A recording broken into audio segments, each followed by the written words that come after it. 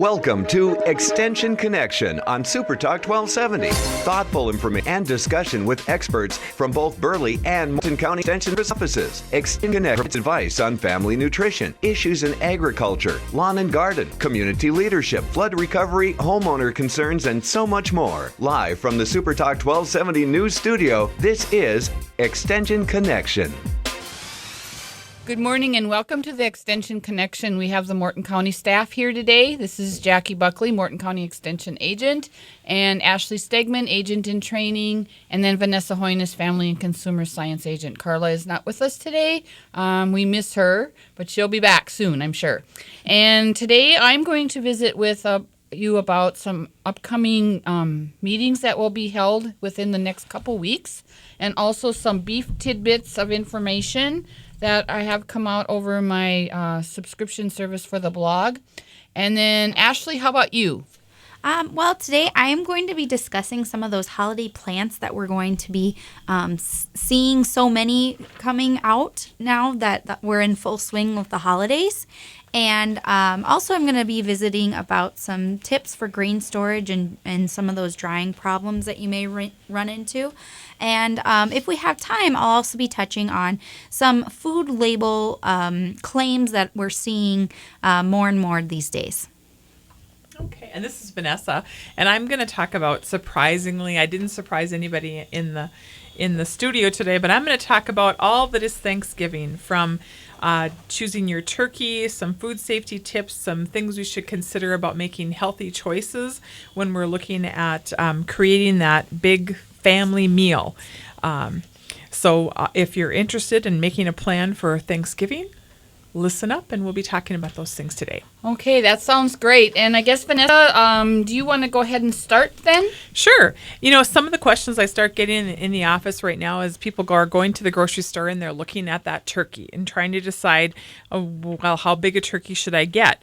And of course, the first rule of thumb is to consider about 1 pound of turkey per person. And not that each person's going to eat an entire pound, but of course we have to make adjustments also for the extra parts of that turkey that we're not going to be eating, bones and skin and such. We gotta have leftovers. And that was my next thing, is that, you know, that planning that 1 pound per person would be just fine if you don't want to have any leftovers. So that's the other thing, is that make sure that if you enjoy those turkey leftovers, plan extra and then you also depend on if you have, you know, growing boys, or if you have other folks like that might be wanting to eat a little bit more, consider that also. But just a rule of thumb is 1 pound per person. And then the other deciding factor is, yes, make sure that you don't get a turkey that's bigger than your roaster or bigger than your oven, because I also get calls about that. So plan ahead and make sure you're getting the right size turkey for what you're wanting to do. A couple food safety issues, if you, and we don't really have a lot of this around here, I don't think, but if you would ever find a fresh pre-stuffed turkey, that is not something that we recommend purchasing. If you buy a pre-stuffed turkey, it should be one that is frozen, and then it should have some indicators that it has been inspected by USDA, or that it was packaged and processed under conditions that have been inspected by USDA. And then in those, when you buy frozen pre-stuffed turkey, actually you don't thaw that turkey, you do cook it from the frozen state. And that is because that is that added food safety issue with having the stuffing in there. We don't want you to mess around with thawing it perhaps incorrectly and then have an issue. So cooking that right from the frozen. So we've purchased our turkey, and now we're going to thaw that turkey. And no, you cannot thaw it on the counter. You do need to thaw it in either the refrigerator or in cold water. And of course, the refrigerator takes a little bit longer. About for each day, you can plan to thaw between 4 and 5 pounds. So if you have, a 10-pound turkey, for example, which a lot of us will probably be using bigger ones than that, but a 10-pound turkey would probably take about 2+ days. 15-pound turkey would probably take 3 or 4 days. And so plan ahead. And of course, taking it out, getting it in the refrigerator ahead of time is good. If for some reason it isn't thawed even the day before, at that point, a quicker way to thaw a turkey is also to put it in cold water in your sink. And you do need to keep that turkey submerged. So, bring out all your different utensils that you might have to use in order to keep that turkey submerged. That's always interesting, too. And then having a sink that's large enough so that you can have water actually covering the turkey is another thing that you have to be concerned about also. If you have a small enough turkey that would fit into your microwave oven, some microwave ovens do have instructions within their manual to be able to help you thaw that turkey using your microwave. However, again, a lot of our microwave cavities aren't necessarily large enough for most of the turkeys that we would have.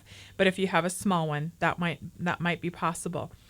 But then if you do use the microwave to thaw it, you do need to make sure that you cook it right away. You shouldn't thaw it and then put it back in the refrigerator and cook it later. Okay, we have a couple minutes before we're going to go to our break, so I'm just going to tell you a few more things that we're going to be talking about. We'll talk about some tips about roasting your turkey.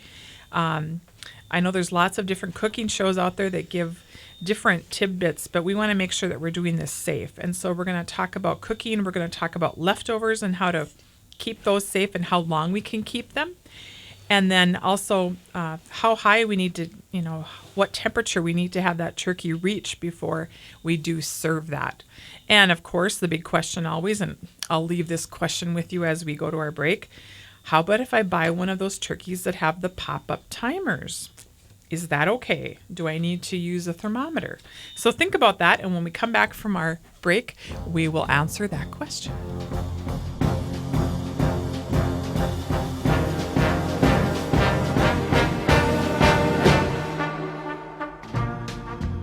Right now, it's 21. Your news leader, weeknights at 6 and 10. Super Talk 1270.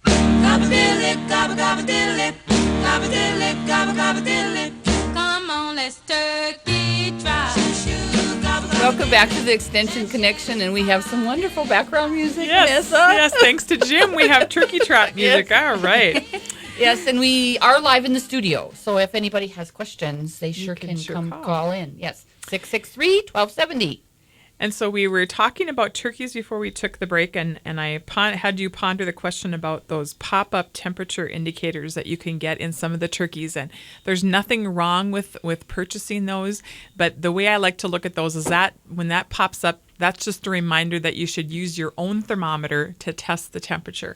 And the temperature that we're looking for is 165 degrees, the internal temperature.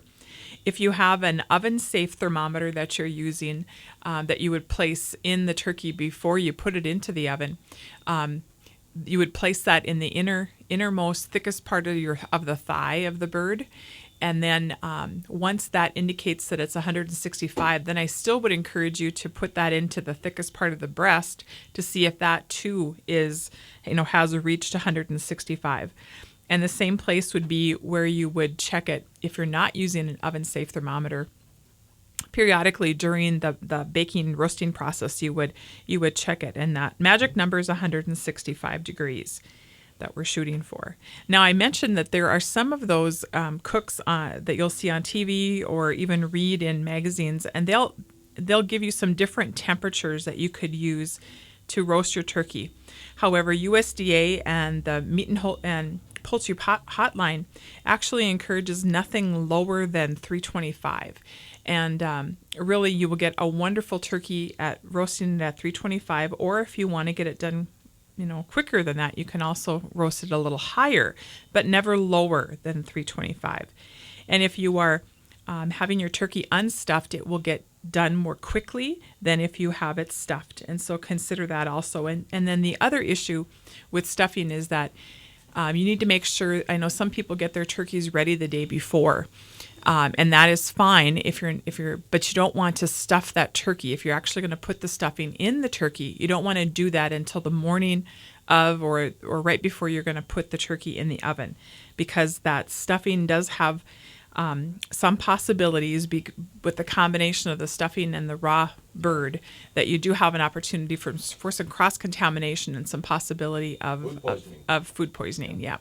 So we definitely don't want to have everybody have the turkey trots on Thanksgiving. Especially on account of you, if you're the cook.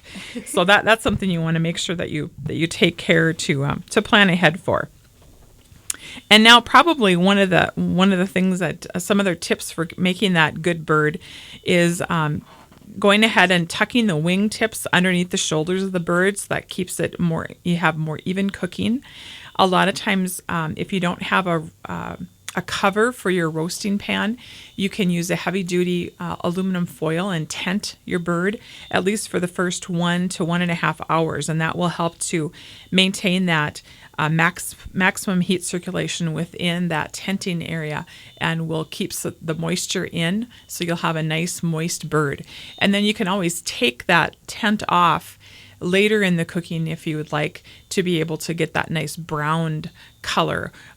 Some cooks will also do it the opposite way. They will leave the tenting off or leave the cover off until it's browned and then cover it. So it's your preference. Another really good probably invention in the last 10 years or so have been the cooking and roasting bags. And if you haven't used one, I really encourage you to try that, whether it's this Thanksgiving or the next time you're planning to do a turkey or a roasting of some kind, because the cooking bags, the oven bags, really do a nice job of, again, keeping all that moisture in.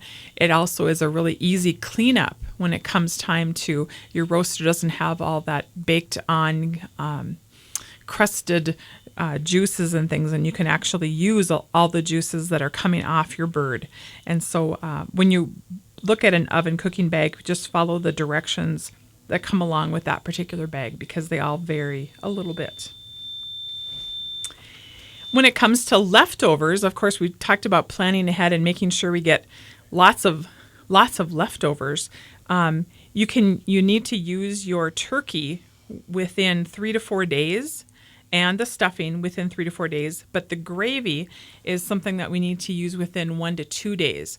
And so if you have gravy lovers in your house and you make extra, if you know you're going to want to use that later and you don't want to use it within the 1 to 2 days, it's always a good idea to freeze those leftovers, because then you can use them for, you can bring them back out in a month when you're not so sick of having turkey leftovers. And that's another way to kind of be reminded, or to cook once and be able to eat multiple times, which is a really safe, a handy piece that you can do. Now, some of the other foods that go along with Thanksgiving, a lot of times these are things we only get once a year, and so we like to indulge ourselves, or maybe just Thanksgiving is about indulging ourselves and to some extent. It is. But if you're looking for some ways to cut some calories with some of those favorites, a couple things you can keep in mind is that if you're using in a recipe, whether it's a casserole or a baked item, whatever it might be, you can use about 1/4 less liquid oil or solid fat in a recipe. So if the recipe calls for a cup, you could use 3/4 of a cup, which would be a big savings in the calorie department and probably won't change the flavor too much. Also, if a recipe calls for cream cheese, using low-fat cream cheese, some low-fat cottage cheese, and then pureeing that cottage cheese in place of that. If something calls for sour cream, using a reduced fat sour cream, or even better, using a low-fat or fat-free plain yogurt in that place, or even a plain Greek yogurt, which can be some added nutrition in addition to just having very little added fat. And then some other tips trying to keep that trim figure during the holidays in general, and Thanksgiving is kind of yet one more hump. We talked, I think a few weeks ago, we talked about how Halloween is kind of the opening of the gates, and now we're we've hopefully finished our candy off now, and now we're moving into Thanksgiving. And so some tips we can use is to eat a healthy snack, maybe some fruit or some protein-rich or whole grain rich snack before you have your meal. That can fill you up a little bit before you get started. also having some of those things just around for your guests, or having vegetable or fruit trays around with some low-fat dip. That can be a good way to snack and to munch on those things rather than those high-calorie things that we enjoy during the holidays. Avoid standing by the buffet if you're having a buffet, or if you're attending different buffets during the holidays or when families are getting together. If you're standing by the buffet, guess what? You're eating at the buffet. So We call those grazers. yeah. Right, we do. In the egg world, we call it. Yes.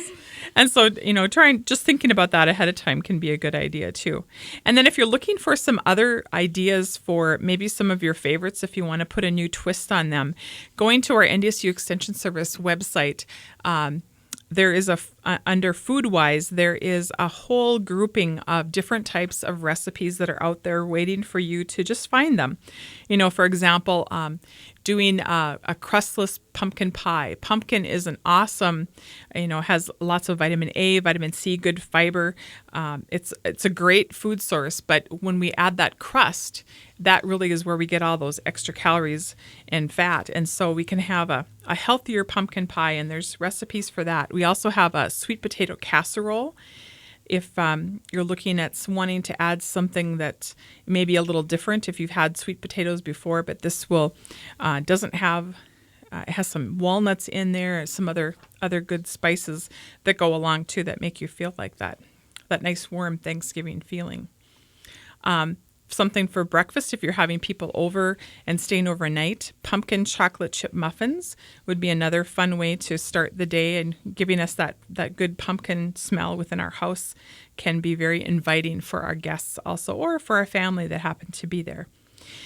And I know just have a minute or so before the break here. So if you have any questions about turkey, about things that you're planning to prepare and are, wanting to make sure that you do things that are safe for your guests, you're sure welcome to give me a call or look on our website. We have lots of tips out there, and we'll be happy to give you a hand in making those plans, because I won't be answering my phone on Thanksgiving. Well, and there is a turkey hotline, right? There is a turkey Do you hotline. have that number, Vanessa, that we can share with our listeners? I do. It is 1-888-674-6854.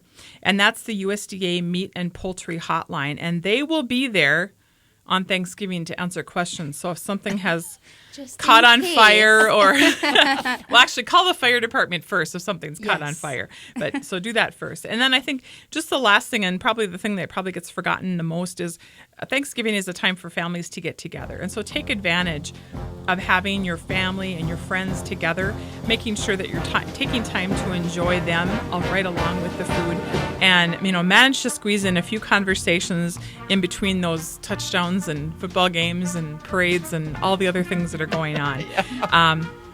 Take some time to visit with your family. And so with that, we will take a break with the Extension Connection, and we'll be back in a few minutes.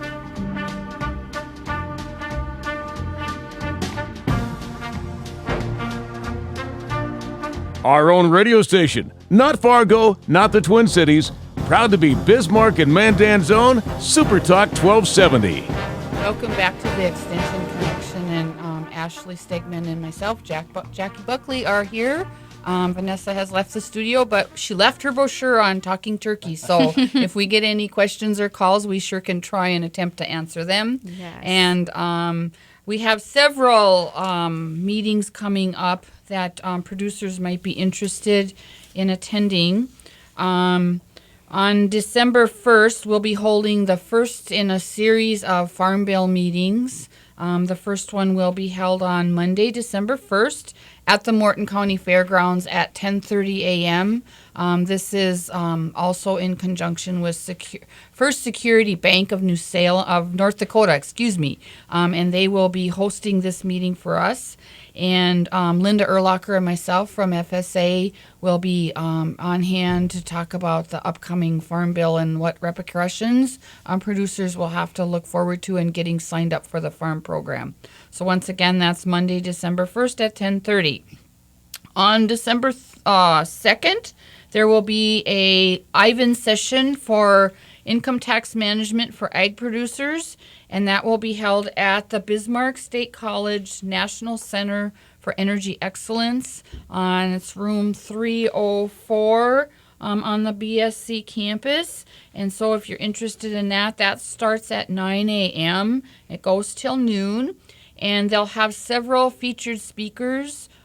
Steve Eckroth from Ide Bailey will be talking.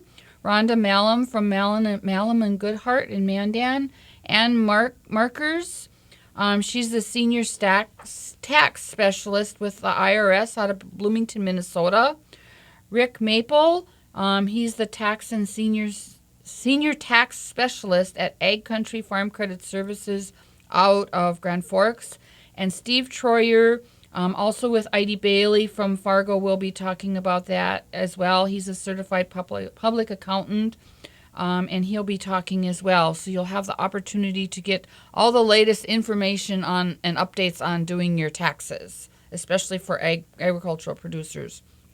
On Wednesday, December 3rd, we'll be holding our Southwest District Crop Improvement Meeting, and that'll be held at 1 o'clock at the the Northern Great Plains Research Station in Mandan, and it'll be held in the Bridge Conference Center. If you're interested in that, give us a call at the office. And then on Thursday, that's a full week of meetings, the Bismarck Irrigation Workshop will be held, and that'll be held at the Best Western Ramkota in Bismarck. And that starts with registration at 7:30. And the first speaker will start at 8:30. It's a full day of speakers from 8:30 till 3:30.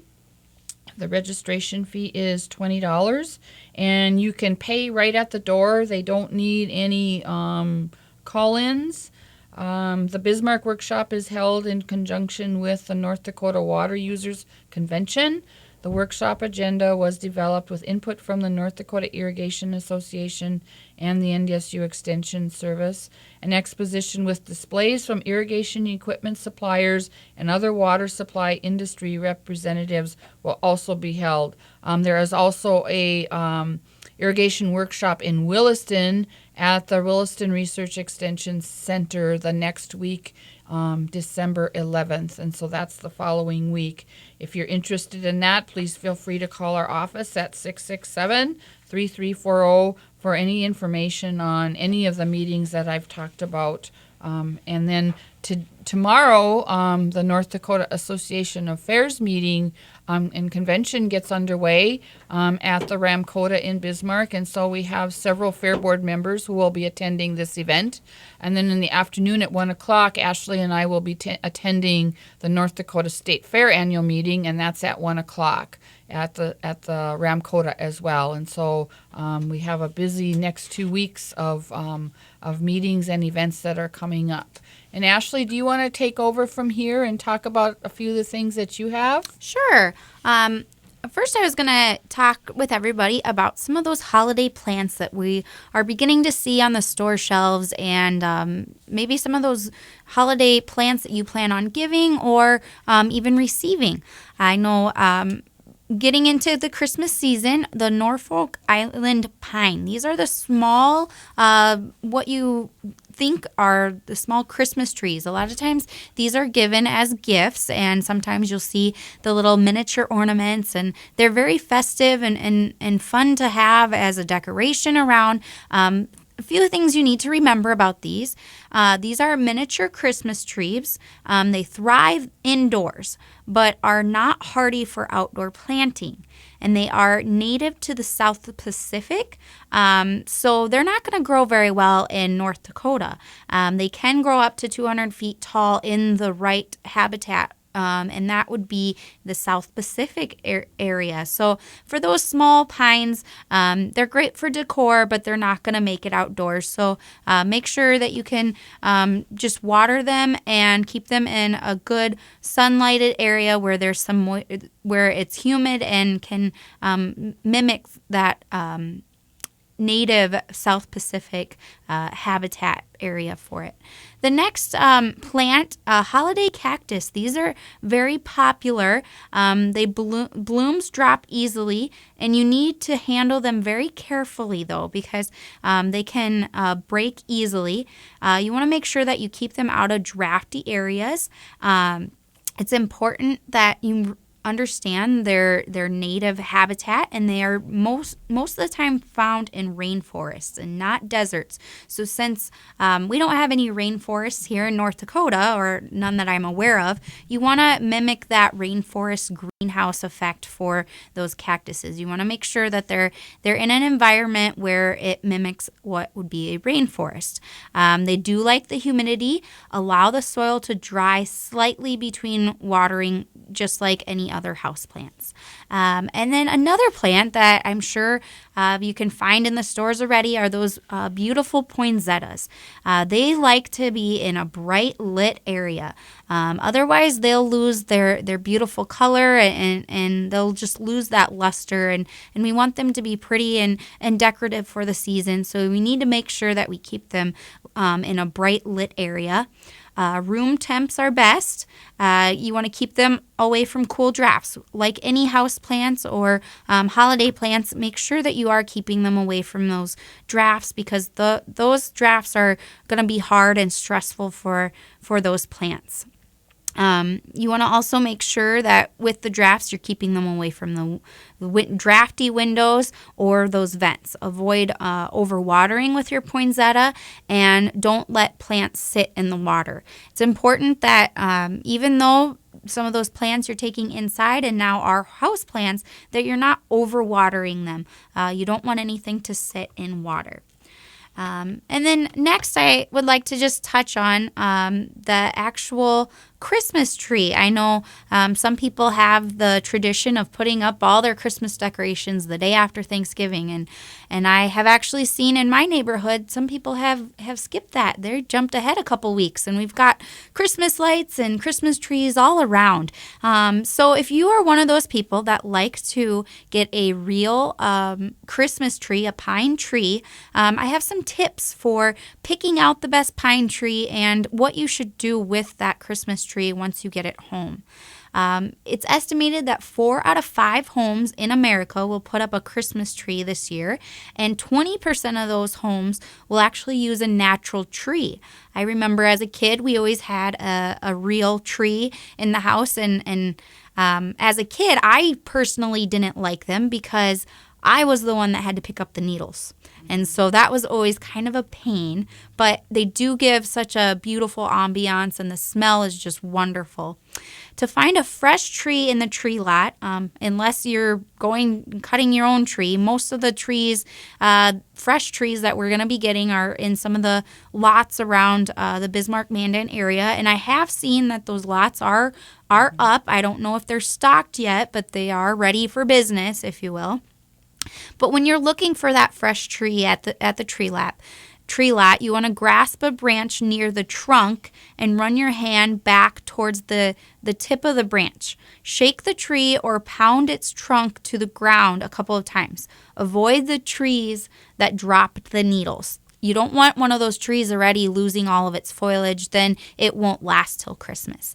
Now that you found a fresh tree, protect it for the way home. So if you think about Charlie Brown, you don't want to strap your tree up on the top of the car there and lose it. You want to properly tarp it and prevent needles from drying in the wind or maybe losing a lot of those needles. Once you get it home, you want to recut that trunk. A lot of people don't think about cutting their trunk. You want to cut maybe 1 inch to 1.5 inches away from the original cut, and then immediately put it in water and set the tree in a cool place away from heating vents, because for a pine tree, you want to make sure that you're not heating it up and losing some of the beautiful foliage. When you have your tree in place in a cool area, you want to check the water level in the tree stand every day. And you also, again, do not want to overwater. And some will think that they need to put some preservatives in the water, and that's not true. We don't need to add anything. They'll be sufficient from the water that they're getting daily. And with that, I see that we are moving to a break, so we'll be back with the Morton County Extension Connection.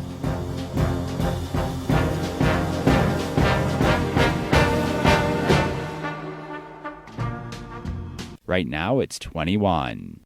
Get the traffic and weather information you need anytime on Super Talk 1270 and online at supertalk1270.com. Welcome back to the Extension Connection. And, Jim they announced that it's 21 degrees out there, but it feels a lot chillier with that brisk wind blowing.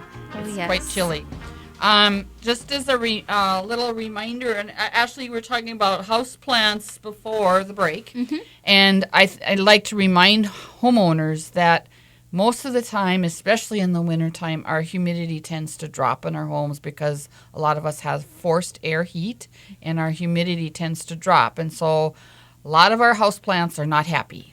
They're not happy campers when our humidity gets down to that 30 to 30, 25, 30, 35. They like it 40 to 45 percent humidity in your home. And so for some of those plants, you might have to consider doing some misting or getting yourself a humidifier for those plants because they will need extra humidity. That's what we'll need. Ashley, you have a couple more things to discuss before we close out the program? Yeah. Well, with Vanessa talking about all the foods that you have to get prepared and going to your grocery store and picking out some of those ingredients that make up our wonderful holiday meals, I would like to just visit with the audience about some of those food label claims that we're seeing more evident these days.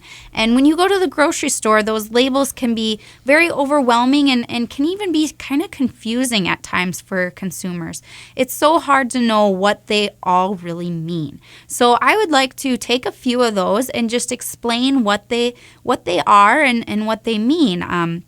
When you're purchasing your groceries, you have so many concerns when you are buying food. You want to consider your family's health, the environment, the animal's well-being, and you only have so much money to spend. The first popular food label claim is organic. And that's been the last couple of years we've seen a lot more of the USDA Organic claim put on products. Just to give a little information what organic means and a few of the regulations for organic farming to receive that USDA Organic stamp of approval is that animals must be fed only organic feeds. Animals are only allowed to graze organic pastures. Animals must be allowed to graze 120 days of the year, and they must eat the grass when grazing, not just hang out in the field. So sometimes animals are just in those areas for a time, and they're not actually consuming any of that grass that they're grazing. They may not be continually confined indoors, so they need to be allowed outdoors in those grassy areas. And they are not allowed to be given any growth-promoting hormones or antibiotics. And healthy animals may be given vaccines to prevent illness. And so those are a few of the regulations that USDA puts out to regulate the USDA Organic standard. There are no means, the rules that I had listed, that's not all the rules. That are some of the major rules that go into making an USDA organic product. In order to use the official organic label, a food must be made from 95% or greater organic ingredients. If a food has greater than 70% organic ingredients, the label can state that it is made with organic ingredients. If it is less than 70% organic, the organic ingredients are just listed on the ingredient statement. Also, another claim that's becoming very popular is natural. Organic is not the same as natural. There is a difference. Natural, a lot of people think that natural is the same as organic. It is not. According to USDA Food Safety and Inspection Service, a product with the word natural on the label must be a product containing no artificial ingredients, added color, and is only minimally processed. Minimally processed means that a product was processed in a manner that does not fundamentally alter the product. So natural is a pretty open-ended claim. It usually comes with another claim like no antibiotics added or maybe grass-fed. Other than that, it's pretty simple to all the other meat on all the other meats. It doesn't say grass-fed, it's probably not. If it doesn't say no antibiotics, they may have been given. Realize that antibiotics have regulations for food animals that all producers must follow, natural or not. So those are two claims that are very popular right now, and we're seeing a lot of trend with these hot topics and these different claims on all of our food products. And just remember that organic and natural are different. And organic has regulations and natural also has regulations. And so these claims are having to be put through an audit by USDA, and these companies are having to make sure that they follow a process that's verified by our government in order to use those claims. And so I just wanted to visit. I know that's something that's popular, and with the season upon us, we're going to be buying a lot of foods at our local grocery stores, and knowing what these claims mean and why they're there is important for our consumers. The last thing I just wanted to touch on was with this drastic outdoor cooling that has occurred, it may create some grain storage and drying problems. I believe Kenneth Helving, yes. Helving? Yep, okay, yep. I just want to make sure. We got an email from him. He is the extension engineer with the Ag and Biosystems Engineering Department with NDSU, and he had been getting quite a few questions about grain storage and some possible drying problems now that we've entered into those cooler digits that we've been talking about. Some of the questions that he has been getting is, should I place some of that cold grain on warm grain? This will increase the potential for condensation and frosting in the cold grain. The grain in the bin should be cooled before cold grain is placed on top. Placing cold grain on top of the warm grain creates the conditions expected to cause frosting problems. The amount of frost may be enough to restrict or block airflow. The frozen mass would greater increase the force required to break the ice. So normal stirring devices like an actuator or something, that will not be adequate, and that may not help some of that frozen mass. It may require using an ice auger or other methods of breaking the corn apart to permit airflow and unloading. Another question that he has been asked is, does grain harvested at temps below freezing create special concerns? He said that corn harvested at temperatures below freezing can be placed in storage, but should not be placed on top of warmer corn. The maximum recommended moisture content is about 23% to reduce the potential for kernels freezing together, creating that frozen mass that we talked about earlier. If corn at 25% moisture is placed into the bin with kernel temperatures below freezing, it should flow out of the bin as long as the kernels do not warm above freezing. At 25% moisture, there may be enough surface moisture to cause the kernels to stick or freeze together if they are cooled below freezing. And so again, this information is just to help some of you that have the grain storage and maybe experience some drying problems because of these drastic cold temperatures that we're faced with. And I just have to say, these really are drastic temperatures. I'm not ready for this. I think we were being spoiled a little too much this fall, and now we're hit with those cold temperatures, and man, it's just... Yeah, right. I agree, Ashley. I am just especially the below zero thing. Yes, I was not expecting it. And last week I actually went on vacation to my home state, Iowa, and, it was warmer there. I really didn't think there was that much of a difference, but it was warmer. And, my family was complaining about the wind. And I said, oh, this is nothing. Yeah. Just you wait, and you'll see. We do not have wind in Iowa like there's wind here. No, I agree. Yes, and just quickly, as we're talking about the weather, some interesting tidbit that I had found is that since October 13th, now what is the 19th of November, we have lost 1 hour and 37 minutes of daylight. Yeah. So it's getting darker, and I have a little boy at home that continues to ask me when it's morning and it's dark out, why it's night yet. He just doesn't understand. Yeah, it's hard to understand. These things change with time, and now I suppose we are getting into winter and all the fun that comes along with it. So just make sure that you stay warm and bundled up when you're going outside. And especially some of our ag producers out there, you want to make sure that you do take some time to go in for a coffee break and get warmed up, because it's never fun working out in the cold. Yep, and I have one thing that is there's a survey to fill out here on sustainable beef.